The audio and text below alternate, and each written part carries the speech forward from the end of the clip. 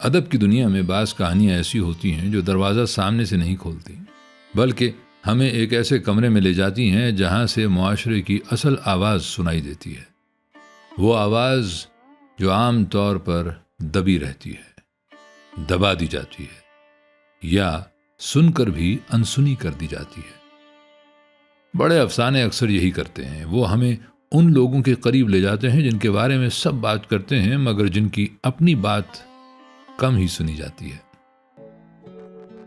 ہمارا ماننا ہے کہ کتاب جو ہے وہ ہم سفر ہے، کتاب جو ہے زندگی کی بلوچستان کی عوامی داستانوں میں ہانی اور شہ مرید غالباً سب سے پرانی طرح لوگ کتابوں سے جڑ جائیں۔ علم یہ سن 1951 کی بات ہے کہ میں نے شاید احمد دہلوی کی زبانی ان یادوں کی دلچسپ۔ میں ہوں آپ کا میزبان عارف باہلی۔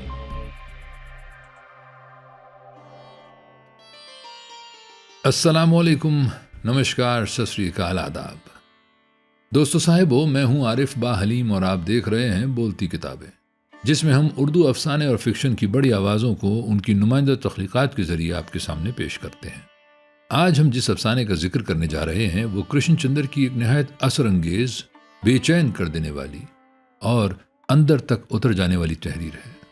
کرشن چندر کا کمال یہ ہے کہ وہ صرف کہانی نہیں لکھتے، وہ زندگی کے ایسے گوشے روشن کر دیتے ہیں جن پر عام طور پر اندھیرا ڈال دیا جاتا ہے، اور یہی قوت ان کے افسانے ایک طوائف کا خط میں بھی پوری شدت کے ساتھ سامنے آتی ہے۔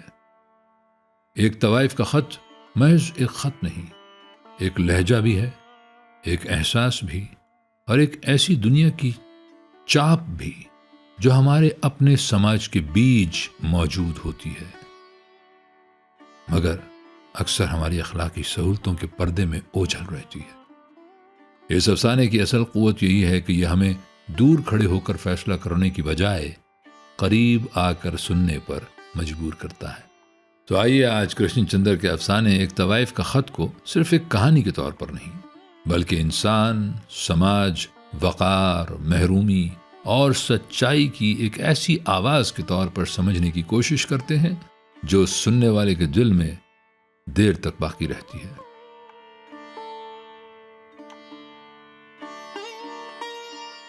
پنڈت جواہر لال نہرو اور قائد اعظم جناح کے نام۔ مجھے امید ہے کہ اس سے پہلے آپ کو کسی طوائف کا خط نہ ملا ہوگا۔ یہ بھی امید کرتی ہوں کہ آج تک آپ نے میری اور اس کماش کی دوسری عورتوں کی صورت بھی نہ دیکھی ہوگی۔ یہ بھی جانتی ہوں کہ آپ کو میرا یہ خط لکھنا کس قدر معیوب ہے، اور وہ بھی ایسا کھلا خط۔ مگر کیا کروں، حالات کچھ ایسے ہیں، اور ان دونوں لڑکیوں کا تقاضا اتنا شدید ہے کہ میں یہ خط لکھے بغیر نہیں رہ سکتی۔ یہ خط میں نہیں لکھ رہی ہوں، یہ خط مجھ سے بیلا اور بطول لکھوا رہی ہیں۔ میں صدق دل سے معافی چاہتی ہوں اگر میرے خط میں کوئی فقرہ آپ کو ناگوار گزرے۔ اسے میری مجبوری پر محمول کیجیے گا۔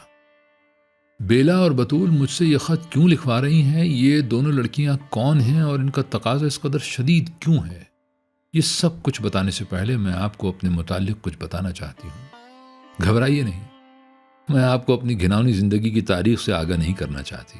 میں یہ بھی نہیں بتاؤں گی کہ میں کب اور کن حالات میں طوائف بنی۔ میں کسی شریفانہ جذبے کا سہارا لے کر آپ سے کسی جھوٹے رحم کی درخواست کرنے نہیں آئی ہوں۔ میں آپ کے درد مند دل کو پہچان کر اپنی صفائی میں جھوٹا افسانہ محبت نہیں گھڑنا چاہتی۔ اس خط کے لکھنے کا مطلب یہ نہیں ہے کہ آپ کو طوائفیت کے اسرار و رموز سے آگاہ کروں۔ مجھے اپنی صفائی میں کچھ نہیں کہنا، میں صرف اپنے متعلق چند ایسی باتیں بتانا چاہتی ہوں جن کا آگے چل کر بیلا اور بطول کی زندگی پر اثر پڑ سکتا ہے۔ آپ لوگ کئی بار بمبئی آئے ہوں گے، جناح صاحب نے تو بمبئی کو بہت دیکھا ہے، مگر آپ نے ہمارا بازار کاہے کو دیکھا ہوگا؟ جس بازار میں میں رہتی ہوں وہ فارس روڈ کہلاتا ہے۔ فارس روڈ گرانٹ روڈ اور مدن پورہ کے بیچ میں واقع ہے۔ گرانٹ روڈ کے اس پار لیمنگٹن روڈ اور اوپرا ہاؤس اور چوپاٹی، مرین ڈرائیو اور فورٹ کے علاقے ہیں جہاں بمبئی کے شرفا رہتے ہیں۔ مدن پورہ میں اس طرف غریبوں کی بستی ہے۔ فارس روڈ ان دونوں کے بیچ میں ہے تاکہ امیر اور غریب اس سے یکساں مستفید ہو سکے۔ گو فارس روڈ پھر بھی مدن پورہ کے زیادہ قریب ہے، کیونکہ ناداری میں اور طوائفیت میں ہمیشہ بہت کم فاصلہ رہتا ہے۔ یہ بازار بہت خوبصورت نہیں ہے، اس کے مکین بھی خوبصورت نہیں ہے، اس کے بیچوں بیچ ٹرام کی گڑگڑاہٹ شب و روز جاری رہتی ہے، جہاں بھر کے آوارہ کتے اور لونڈے اور شودے اور بیکار اور جرائم پیشہ مخلوق اس کی گلیوں کا طواف کرتی نظر آتی ہے۔ لنگڑے، لولے، اوباش، مدقوق، تماش بین، آتشک اور سوزاک کے مارے ہوئے، کانے، لنجے، کوکین باز اور جیب کترے اس بازار میں سینہ تان کر چلتے ہیں۔ غلیظ ہوٹل، سیلے ہوئے فٹ پاتھ پر میلے کے ڈھیروں پر بھن بھناتی ہوئی لاکھوں مکھیاں، لکڑیوں اور کوئلوں کے افسردہ گودام، پیشہ ور دلال اور باسی ہار بیچنے والے کوک شاستر اور ننگی تصویروں کے دکاندار، چینی حجام اور اسلامی حجام اور لنگوٹے کس کر گالیاں بکنے والے پہلوان۔ ہماری سماجی زندگی کا سارا کوڑا کرکٹ آپ کو فارس روڈ پر ملتا ہے۔ ظاہر ہے آپ یہاں کیوں آئیں گے؟ کوئی شریف آدمی ادھر کا رخ نہیں کرتا۔ شریف آدمی جتنے ہیں وہ گرانڈ روڈ کے اس پار رہتے ہیں، اور جو بہت ہی شریف ہیں وہ مالابار ہل پر قیام کرتے ہیں۔ میں ایک بار جناح صاحب کی کوٹھی کے سامنے سے گزری تھی، اور وہاں میں نے جھک کر سلام بھی کیا تھا۔ بطول بھی میرے ساتھ تھی۔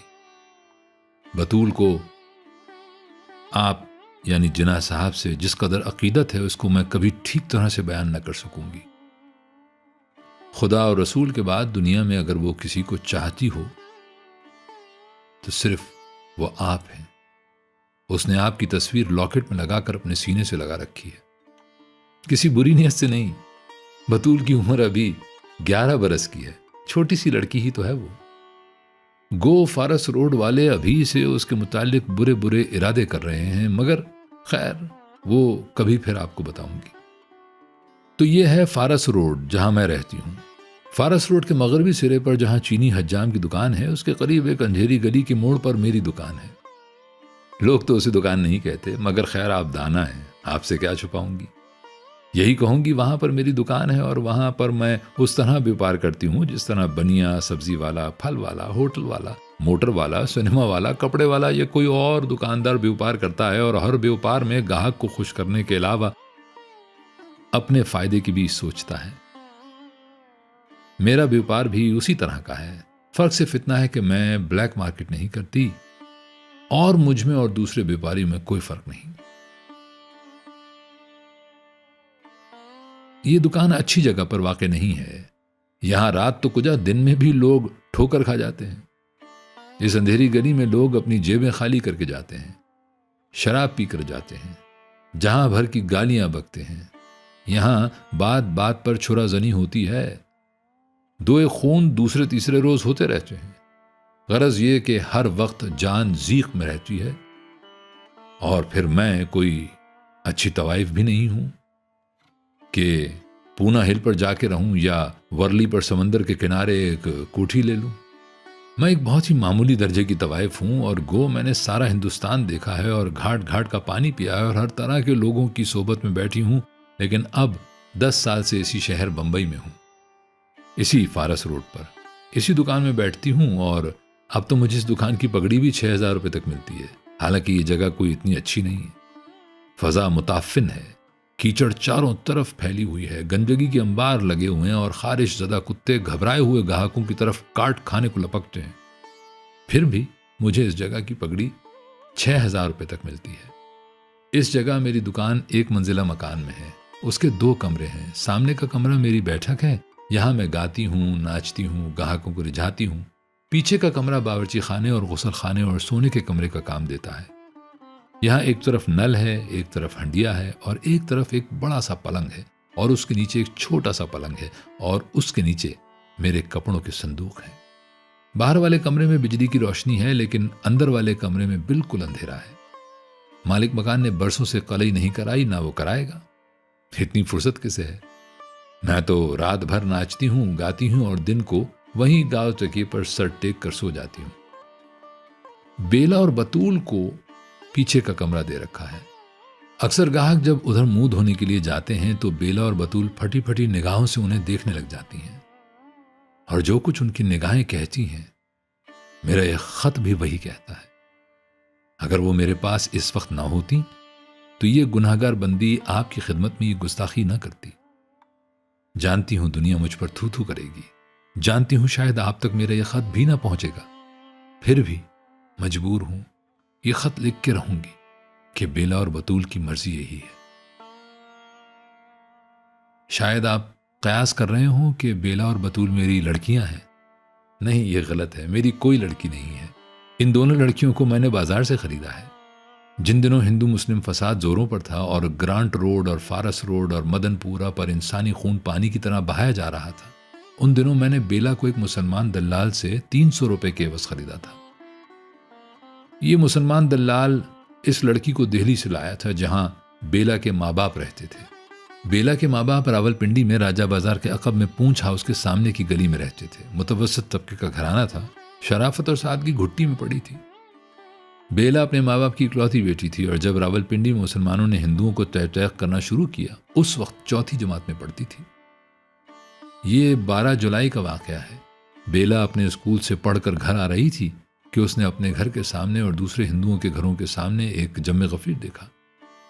یہ لوگ مسلح تھے اور گھروں کو آگ لگا رہے تھے اور لوگوں کو اور ان کے بچوں کو اور ان کی عورتوں کو گھر سے باہر نکال کر انہیں قتل کر رہے تھے۔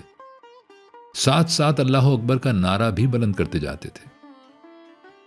بیلا نے اپنی آنکھوں سے اپنے باپ کو قتل ہوتے ہوئے دیکھا، پھر اس نے اپنی آنکھوں سے اپنی ماں کو دم توڑتے ہوئے دیکھا۔ مسلمانوں نے اس کے پستان کاٹ کر پھینک دیے تھے۔ وہ پستان جن سے ایک ماں، کوئی ماں، ہندو ماں یا مسلمان ماں، عیسائی ماں یا یہودی ماں اپنے بچے کو دودھ پلاتی ہے اور انسانوں کی زندگی میں کائنات کی وسعت میں تخلیق کا ایک نیا باب کھولتی ہے، وہ دودھ بھرے پستان اللہ اکبر کے نعروں کے ساتھ کاٹ ڈالے گئے۔ کسی نے تخلیق کے ساتھ اتنا ظلم کیا تھا؟ کسی ظالم اندھیرے نے ان کی روحوں میں یہ سیاہی بھر دی تھی۔ میں نے قرآن پڑھا ہے اور میں جانتی ہوں کہ راولپنڈی میں بیلا کے ماں باپ کے ساتھ جو کچھ ہوا وہ اسلام نہیں تھا، وہ انسانیت نہ تھی، وہ دشمنی بھی نہ تھی، وہ انتقام بھی نہ تھا، وہ ایک ایسی بے رحمی، بزدلی اور شیطنیت تھی جو تاریخ کے سینے سے پھوٹتی ہے اور نور کی آخری کرن کو بھی داغدار کر جاتی ہے۔ بیلا اب میرے پاس ہے، مجھ سے پہلے وہ داڑھی والے مسلمان دلال کے پاس تھی۔ بیلا کی عمر 12 سال سے زیادہ نہیں تھی جب وہ چوتھی جماعت میں پڑھتی تھی۔ اپنے گھر میں ہوتی تو آج 5ویں جماعت میں داخل ہو رہی ہوتی، پھر بڑی ہوتی تو اس کے ماں باپ اس کا بیاہ کسی شریف گھرانے کے غریب سے لڑکے سے کر دیتے، وہ اپنا چھوٹا سا گھر بساتی، اپنے خاوند سے، اپنے ننھے ننھے بچوں سے، اپنی گھریلو زندگی کی چھوٹی چھوٹی خوشیوں سے۔ لیکن اس نازک کلی کو بے وقت خزاں آ گئی۔ اب بیلا 12 برس کی نہیں معلوم ہوتی۔ اس کی عمر تھوڑی ہے لیکن اس کی زندگی بہت بڑی ہے۔ اس کی آنکھوں میں جو ڈر ہے، انسانیت کی جو تلخی ہے یا اس کا جو لہو ہے، موت کی جو پیاس ہے، قائد اعظم صاحب، شاید اگر آپ اسے دیکھ سکیں تو اس کا اندازہ کر سکیں، ان بے آسرا آنکھوں کی گہرائیوں میں اتر سکیں۔ آپ تو شریف آدمی ہیں، آپ نے شریف گھرانے کی معصوم لڑکیوں کو دیکھا ہوگا، ہندو لڑکیوں کو، مسلمان لڑکیوں کو، شاید آپ سمجھ جاتے کہ معصومیت کا کوئی مذہب نہیں ہوتا، وہ ساری انسانیت کی امانت ہے، ساری دنیا کی میراث ہے، جو اسے مٹاتا ہے اسے دنیا کے کسی مذہب کا کوئی خدا معاف نہیں کر سکتا۔ بطول اور بیلا دونوں سگی بہنوں کی طرح میرے ہاں رہتی ہیں۔ بطول اور بیلا سگی بہنیں نہیں ہیں۔ بطول مسلمان لڑکی ہے، بیلا نے ہندو گھر میں جنم لیا۔ آج دونوں فارس روڈ پر ایک رنڈی کے گھر میں بیٹھی ہیں۔ اگر بیلا راولپنڈی سے آئی ہے تو بطول جالندھر کے ایک گاؤں کھیم کرن کے ایک پٹھان کی بیٹی ہے۔ بطول کے باپ کی 7 بیٹیاں تھیں، 3 شادی شدہ اور 4 کنواریاں۔ بطول کا باپ کھیم کرن میں ایک معمولی کاشتکار تھا، غریب پٹھان لیکن غیور پٹھان جو صدیوں سے کھیم کرن میں آ کے بس گیا تھا۔ جاٹوں کے اس گاؤں میں یہی 3-4 گھر پٹھانوں کے تھے۔ یہ لوگ جس حلم اور آشتی سے رہتے تھے، شاید اس کا اندازہ پنڈت جی آپ کو اس امر سے ہوگا کہ مسلمان ہونے پر بھی ان لوگوں کو اپنے گاؤں میں مسجد بنانے کی اجازت نہ تھی۔ یہ لوگ گھر میں چپ چاپ اپنی نماز ادا کرتے صدیوں سے۔ جب سے مہاراجا رنجیت سنگھ نے انان حکومت سنبھالی تھی، کسی مومن نے اس گاؤں میں اذان نہ دی تھی۔ ان کا دل عرفان سے روشن تھا، لیکن دنیاوی مجبوریاں اس قدر شدید تھیں اور پھر رواداری کا خیال اس قدر غالب تھا کہ لب وا کرنے کی ہمت نہ ہوتی تھی۔ بطول اپنے باپ کی چہیتی لڑکی تھی، ساتوں میں سب سے چھوٹی، سب سے پیاری، سب سے حسین۔ بطول اس قدر حسین ہے کہ ہاتھ لگانے سے میلی ہوتی ہے۔ پنڈت جی، آپ تو خود کشمیری نسل ہیں اور فنکار ہو کر یہ بھی جانتے ہیں کہ خوبصورتی کسے کہتے ہیں۔ یہ خوبصورتی آج میری گندگی کے ڈھیر میں گڑمٹ ہو کر اس طرح پڑی ہے کہ اس کا پرکھنے والا کوئی شریف آدمی اب مشکل سے ملے گا۔ گندگی میں گلے سڑے مارواڑی، گھنی مونچھوں والے ٹھیکیدار، ناپاک نگاہوں والے چور بازاری ہی نظر آتے ہیں۔ بطول بالکل ان پڑھ ہے۔ اس نے صرف جناح صاحب کا نام سنا تھا، پاکستان کو ایک اچھا تماشا سمجھ کر اس کے نعرے لگائے تھے، جیسے 3-4 برس کے ننھے بچے گھر میں انقلاب زندہ باد کرتے پھرتے ہیں۔ 11 برس ہی کی تو ہے وہ ان پڑھ بطول۔ وہ چند دن ہی ہوئے میرے پاس آئی ہے۔ ایک ہندو دلال اسے میرے پاس لایا تھا۔ میں نے اسے 500 روپے میں خرید لیا۔ اس سے پہلے وہ کہاں تھی یہ میں نہیں کہہ سکتی۔ ہاں، لیڈی ڈاکٹر نے مجھ سے بہت کچھ کہا ہے، اگر آپ اسے سن لیں تو شاید پاگل ہو جائیں۔ بطول بھی اب نیم پاگل ہے۔ اس کے باپ کو جاٹوں نے اس بے دردی سے مارا ہے کہ ہندو تہذیب کے پچھلے 6000 برس کے چھلکے اتر گئے ہیں اور انسانی بربریت اپنے وحشی ننگے روپ میں سب کے سامنے آ گئی ہے۔ پہلے تو جاٹوں نے اس کی آنکھیں نکال لی، پھر اس کے منہ میں پیشاب کیا، پھر اس کے حلق کو چیر کر اس کی آنتیں تک نکال ڈالی، پھر اس کی شادی شدہ بیٹیوں سے زبردستی منہ کالا کیا۔ اسی وقت ان کے باپ کی لاش کے سامنے ریحانہ، گل درخشاں، مرجانہ، سوہن، بیگم، ایک ایک کر کے وحشی انسان نے اپنے مندر کی عورت کو ناپاک کیا، جس نے انہیں زندگی عطا کی، جس نے انہیں لوریاں سنائی تھیں، جس نے ان کے سامنے شرم اور عجز سے اور پاکیزگی سے سر جھکا دیا تھا، ان تمام بہنوں اور ماؤں کے ساتھ زنا کیا۔ ہندو دھرم نے اپنی عزت کھو دی تھی، اپنی رواداری تباہ کر دی تھی، اپنی عظمت مٹا ڈالی تھی۔ آج رگوید کا ہر منتر خاموش تھا، آج گرنتھ صاحب کا ہر دوہا شرمندہ تھا، آج گیتا کا ہر شلوک زخمی تھا۔ کون ہے جو میرے سامنے جنتا کی مصوری کا نام لے سکتا ہے، اشوک کے کتبے سنا سکتا ہے، ایلورا کے صنم زادوں کے گن گا سکتا ہے؟ بطول کے بے بس بھچے ہوئے ہونٹوں، اس کی باہوں پر وحشی درندوں کے دانتوں کے نشان اور اس کی بھری ہوئی ٹانگوں کی ناہمواری میں تمہاری اجنتا کی موت ہے، تمہارے ایلورا کا جنازہ ہے، تمہاری تہذیب کا کفن ہے۔ آؤ آؤ، میں تمہیں اس خوبصورتی کو دکھاؤں جو کبھی بطول تھی، اس متعفن لاش کو دکھاؤں جو آج بطول ہے۔ جذبے کی رو میں بہہ کر میں بہت کچھ کہہ گئی، شاید یہ سب مجھے نہ کہنا چاہیے تھا، شاید اس میں آپ کی سبکی ہے، شاید اس سے زیادہ ناگوار باتیں آپ سے اب تک کسی نے نہ کی ہوں گی، نہ سنائی ہوں گی۔ شاید آپ یہ سب کچھ نہیں کر سکتے، شاید تھوڑا بھی نہیں کر سکتے۔ پھر بھی ہمارے ملک میں آزادی آ گئی ہے، ہندوستان میں اور پاکستان میں، اور شاید ایک طوائف کو بھی اپنے رہنماؤں سے پوچھنے کا یہ حق ضرور ہے کہ اب بیلا اور بطول کا کیا ہوگا۔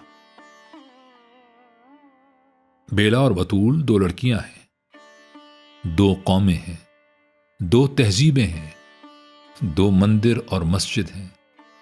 بیلا اور بطول آج کل فارس روڈ پر ایک رنڈی کے ہاں رہتی ہیں، جو چینی حجام کے بغل میں اپنی دکان کا دھندا چلاتی ہے۔ بیلا اور بطول کو یہ دھندا پسند نہیں۔ میں نے انہیں خریدا ہے، میں چاہوں تو ان سے یہ کام لے سکتی ہوں، لیکن میں سوچتی ہوں میں وہ کام نہیں کروں گی جو راولپنڈی اور جالندھر نے ان سے کیا ہے۔ میں نے انہیں اب تک فارس روڈ کی دنیا سے الگ تھلگ رکھا ہے۔ پھر بھی جب میرے گاہک پچھلے کمرے میں جا کر اپنا منہ ہاتھ دھونے لگتے ہیں، اس وقت بیلا اور بطول کی نگاہیں مجھ سے کہنے لگتی ہیں، مجھے ان نگاہوں کی تاب نہیں، میں ٹھیک طرح سے ان کا سندیسہ بھی آپ تک نہیں پہنچا سکتی ہوں، آپ کیوں نہ خود ان نگاہوں کا پیغام پڑھ لیں؟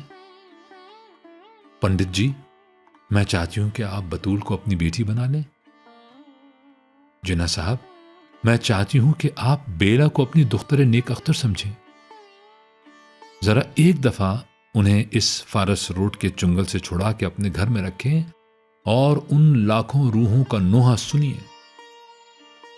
ये नोहा जो नवाखाली से रावलपिंडी तक और भरतपुर से बंबई तक गूंज रहा है। क्या सिर्फ गवर्नमेंट हाउस में उसकी आवाज सुनाई नहीं देती? ये आवाज सुनेंगे आप?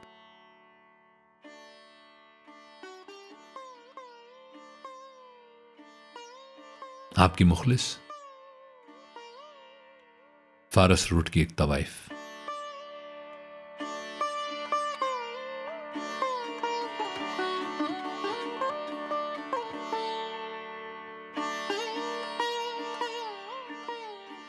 दोस्तों साहिबो, एक तवाइफ का खत महज एक अफसाना नहीं, यह हमारे मुआशरे के ज़मीर पर रखी हुई एक ऐसी दस्तक है जिसे नजरअंदाज करना आसान नहीं। कृष्ण चंद्र ने इस कहानी में जिस सादगी, जिस दर्दमंदी और जिस बेलाग इंसानी एहसास के साथ एक आवाज को हमारे सामने रखा है, वो इस अफसाने को महज अदब नहीं रहने देता, बल्कि एक तजुर्बा बना देता है। इसकी खूबसूरती यही है कि यह हमें किसी आसान नतीजे तक नहीं पहुंचाता। यह हमें सिर्फ ये याद दिलाता है कि जिंदगी को दूर से देखना और बात है और उसके अंदर झांकना और।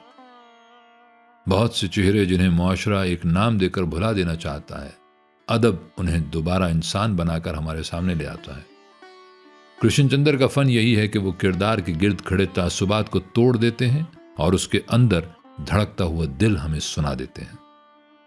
एक तवाइफ का खत हमें यह भी सिखाता है कि बड़ा अदब सिर्फ खूबसूरत बातें नहीं करता, वो कभी कभी हमें बेआराम भी करता है, हमारी आसूदा राय को हिलाता है और हमें मजबूर करता है कि हम इंसान को उसकी पूरी पेचीदगी के साथ देखें। अगर आपको ये पेशकश पसंद आई हो तो चैनल को जरूर सब्सक्राइब कीजिए, वीडियो को लाइक और शेयर कीजिए और कमेंट में बताइए कि अगली नशिस्त में आप किस बड़े अफसाना निगार और किस नुमाइंदा अफसाने को सुनना चाहेंगे। मैं हूं आरिफ बा हलीम और आप देख रहे थे बोलती किताबें। सलामत रहें।